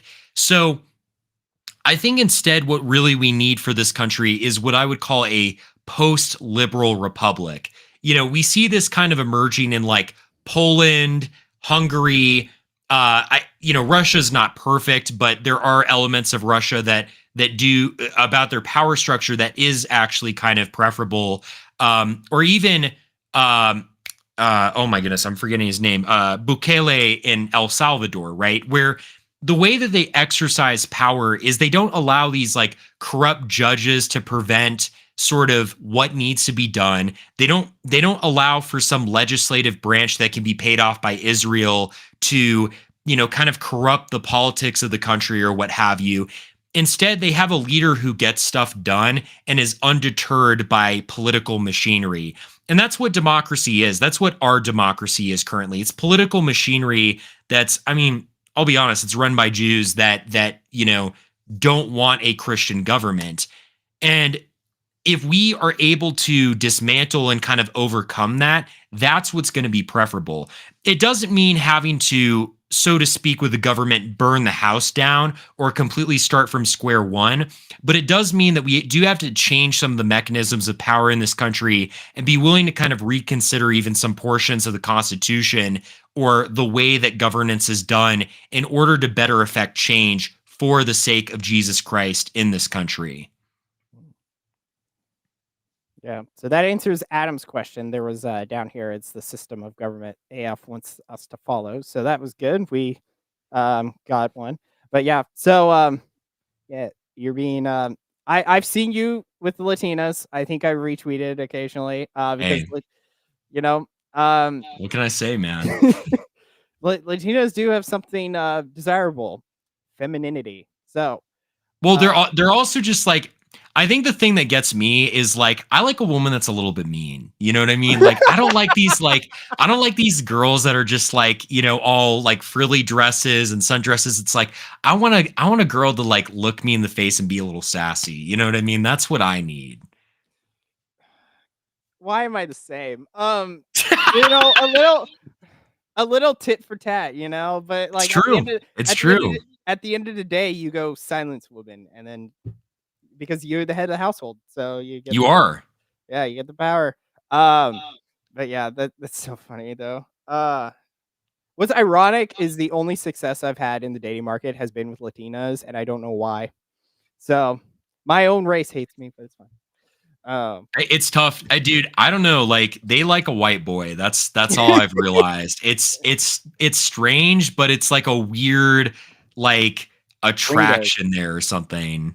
Gringos are very attractive somehow in their eyes. Yeah, I thought there was some country. I thought there was something about the like what was it, Mexico or something? To save Mexico, they wanted the Mexican women to get with white guys because it would save the Mexican race or something. I don't remember what I saw it. I swear I saw Oh, it that's somewhere. crazy.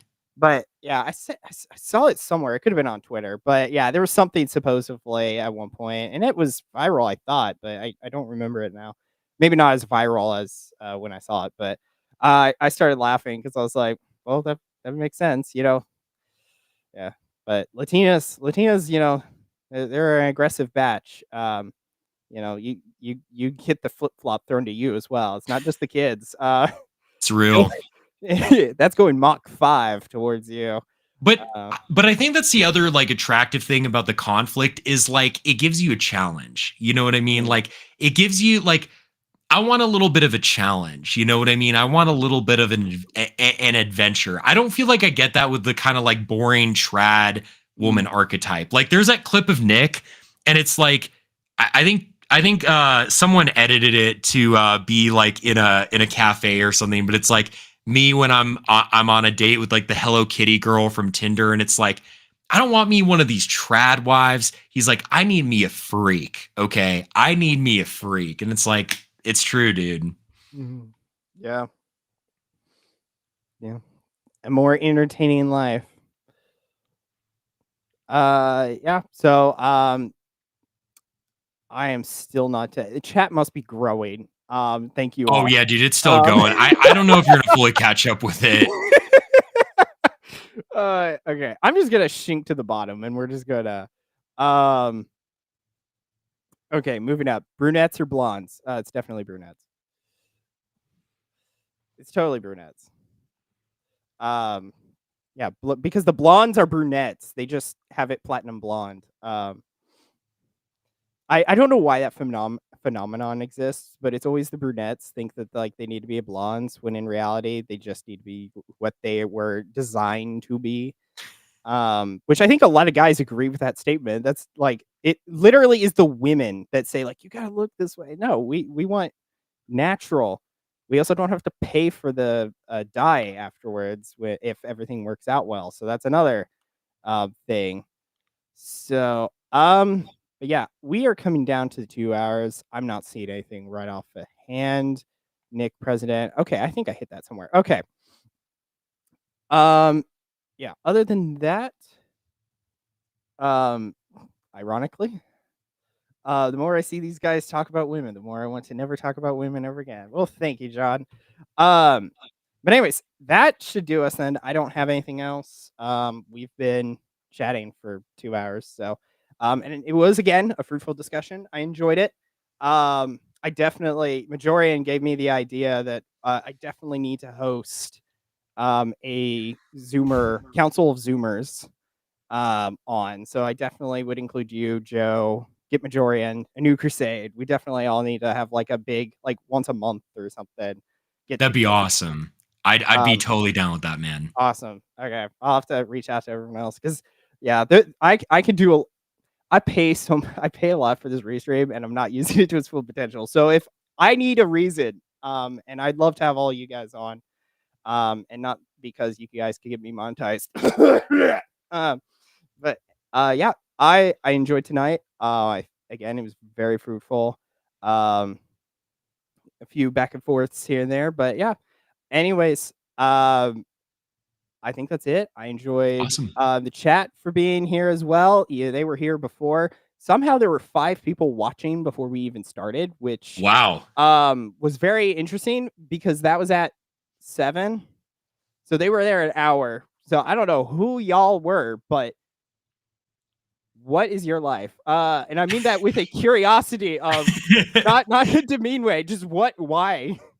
But No, they might have just had it open because if you leave a tab open on your yeah. computer, you'd save it for later. That probably was most likely what was it. Yeah. It was 5 and I was like, good grief. But yeah, anyways, that will do us for tonight. So I'll let Pinesap say some words and then I'll round Yeah. up. So Well, floor is yours. Eli, thanks for having me on, brother. This was awesome. I had a really, really good time, and I was very honored to be on your platform. You host a great show here, and I had an excellent time. And I guess I would say I think I might do just a little Instagram live after this. Pinesap3 is my Instagram handle. If you guys want to just go there, it'll be an opportunity to talk with me one-on-one if you want to request. So I like to do a little bit of those, and I haven't done one in a while. So I think I'll do a little bit of that and then call it a night. So Okay. So everyone get on Instagram. Go follow Pinesap 43 or 3. no, just Pinesap3. Pinesap 3. Pinesap 3. Pinesap's Twitter and YouTube are down below in the description as well. Hit those up. Hit mine up as well. They are at the bottom as well. That would be the YouTube, Twitch, Kick, Rumble, Twitter, the merch where you can get the Pope Francis shirt and you can have the gay F word just on your shirt all the time. But yeah, anyways, thank you all for watching. As typical YouTuber has to do, if you could, of course, with all those platforms, if you could hit the follows, the subs, do all the shebang, the typical YouTuber stuff. Again, Pinesap, thank you for being on. I loved having you on. This was a great conversation. Again, looking at you, Trent Horn, and others. Come on, Catholic Inc., do your job. I'm maybe a political guy, but I'm not supposed to be in this arena. But anyways, I will see everyone tomorrow. I will be streaming at 9 p.m. Central, Shadow of Mordor. Other than that, next week, the only thing I know is Thursday, I'm going to talk about Oklahoma's governor candidates. So, other from that, I'm going to thank Pinesap once again. I feel like I've said this like 5 times, but we're going to do it again because that is where I'm grateful for you. But yeah, that ends me, and we will see you all I'll see some of you tomorrow, and Pinesap, I'll see you on Twitter. You got it, buddy. I'll see you on Twitter, okay?